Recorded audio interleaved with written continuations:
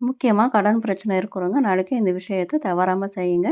நாளைக்கு அமாவாசை முடிஞ்சு 3வது நாள், அதாவது மார்ச் 1ஆம் தேதி 3ஆம் பிறை இந்த சந்திர பகவான் தரிசனத்தை நீங்கள் கண்டிப்பாக தரிசிக்கணும். அப்படி தரிசிக்கும்போது நீங்கள் கையில் கொஞ்சமாக பச்சரிசி எடுத்துக்கிட்டு, பச்சரிசி பார்த்தீங்கன்னா சந்திர பகவானுக்குரிய பொருள்.